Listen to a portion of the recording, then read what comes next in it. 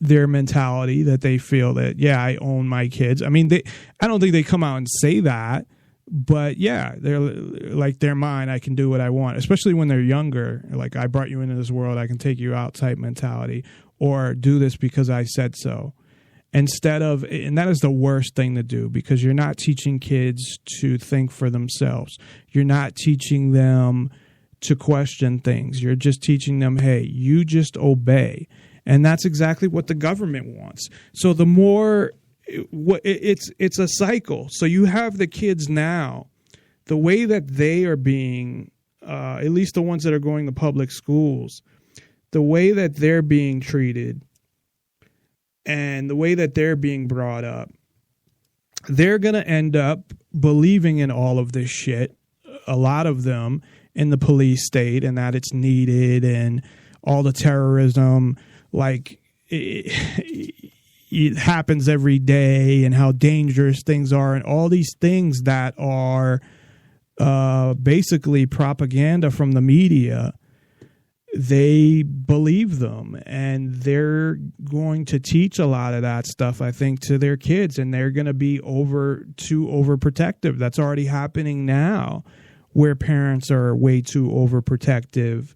And you see, as the generations go on, if you look back, at generations 50 years ago compared to now, it's, I think there's some negatives. I mean, you don't want to be, I think you need to be loving to your kids and let them know that. And on that level, I think generations ago that parents were really, especially men, were really bad at that.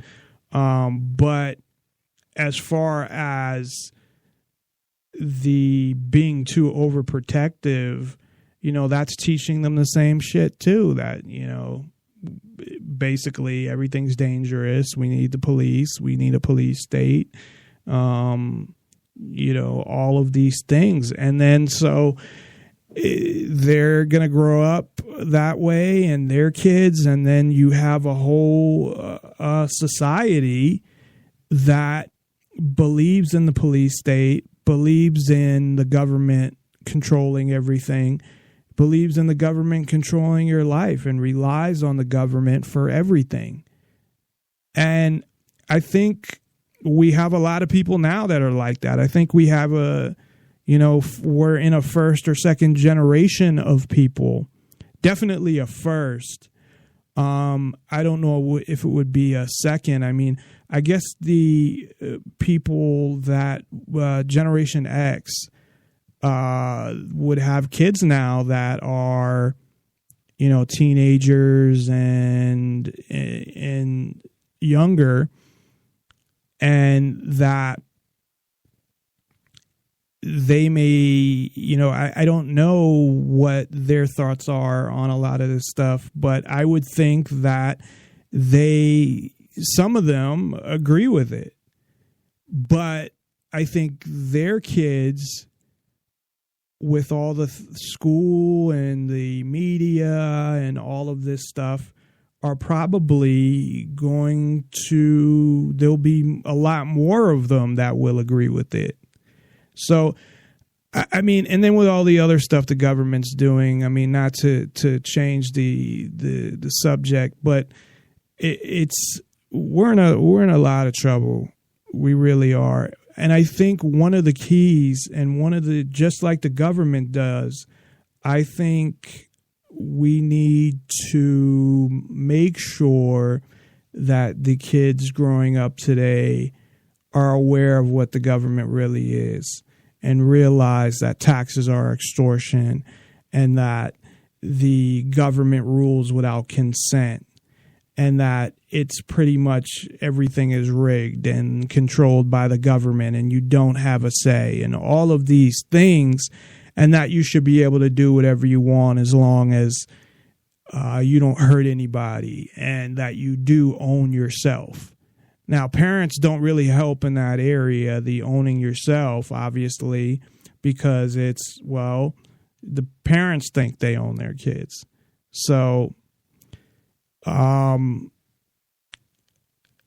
think that if more and more parents adopt this form of parenting. And I know Stefan Molyneux said something about this, although I don't know how he is on the discipline side. I know he believes in peaceful parenting, but he didn't seem like he just doesn't believe in any type of discipline. So I'm not sure, how far he goes with that. But he had said, well, if everybody started doing this, within whatever amount of time, things would be totally turned around. I think it has to go further. I think it does have to go to, letting your kids know they own themselves, giving them total freedom, and being there and being more involved. Obviously, you have to be more involved, and you have to be able to gain their trust and be there for them. But they have to be able to make their own mistakes and have that freedom and know what it's like to have freedom, and not just be handed over to tyrannical government. And that's what's happening now. Why nothing changes, and I kind of said this at the beginning, parents forget what it's like to be a kid. Although I think some of them are finding out from the police and the government, because that's how they treat you, like you're, a kid, essentially, that they can do whatever they want to you and that they own you. But only kids obviously seem to care about what goes on and how they don't have any rights, and they're owned by their parents as well as the government, if they're seeing that. But they don't have the resources to fight back. And then most people, once they're an adult, they don't give a fuck anymore. That's how they kind of fight it, I guess, is, well, now I reached this age, so I don't have to worry about it anymore. Like it's something in that they won a battle, even though really all they did was just get older, as opposed to change anything. But then the next generation, or anybody younger than them, still has to continue to deal with this stuff, and it's getting worse and worse and worse for kids.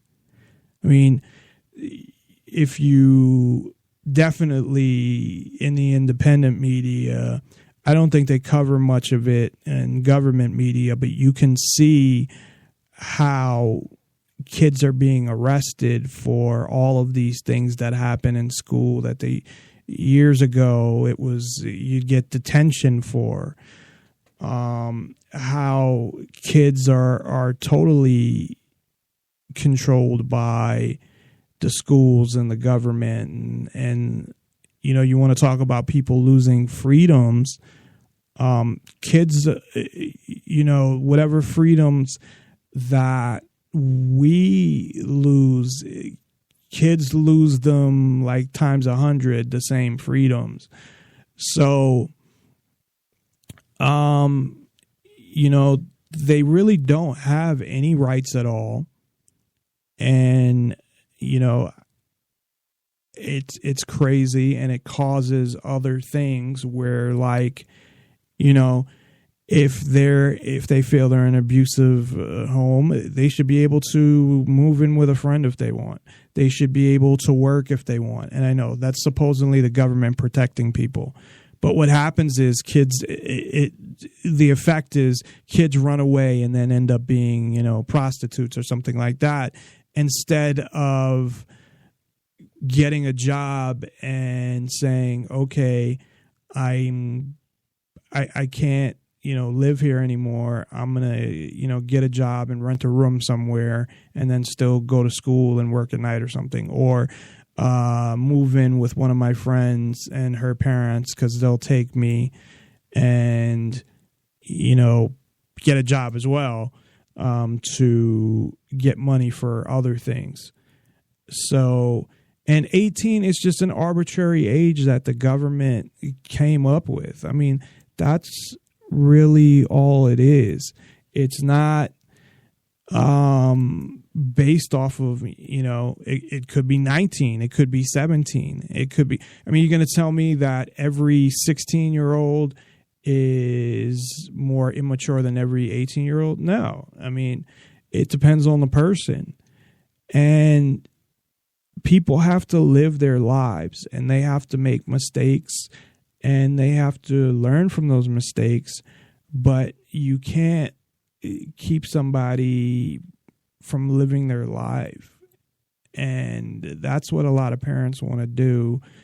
And of course, the government main goal here is to indoctrinate, brainwash kids, and have them grow up to be obedient slaves to the government, where they don't mind the fact that their life is controlled by the government, that they want their life controlled, that they agree that they need a police state, that they need all of these things. That's what the government ultimately wants. And they're doing it slowly, but if you look at Obama, there's one of his contributions to the takeover, I guess, is Common Core. And if it wasn't Obama, it would have been, Romney, or I think it was before that, though. It would have been McCain.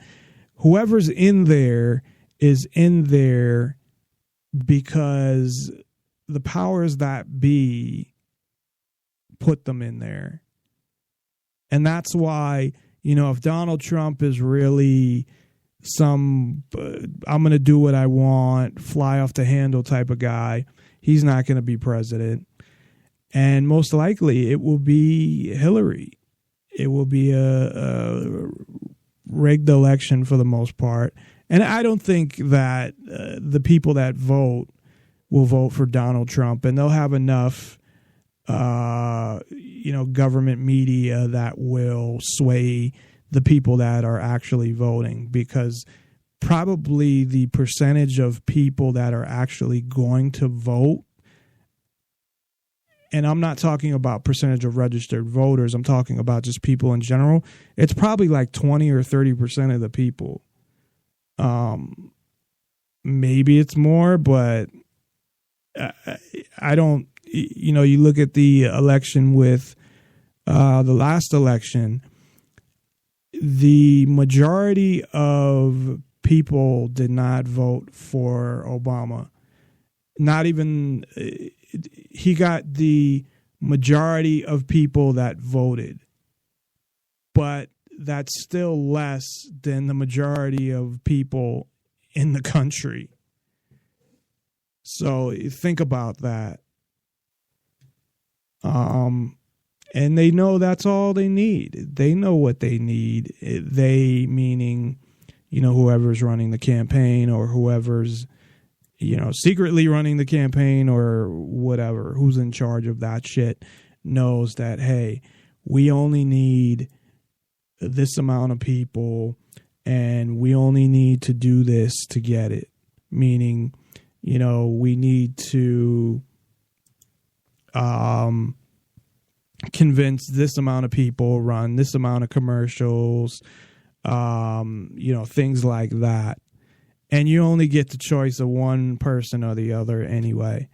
So, and that's based on, money and things like that.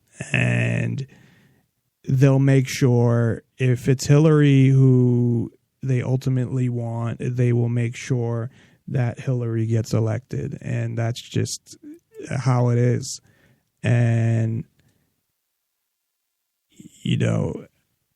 people can sit there and just keep ignoring it until it's at your doorstep, because eventually it will be. It might not be yet. It still affects you whether you want to admit it or not. But, I guess it doesn't affect you enough, because you're like, well, I don't want to risk what I have.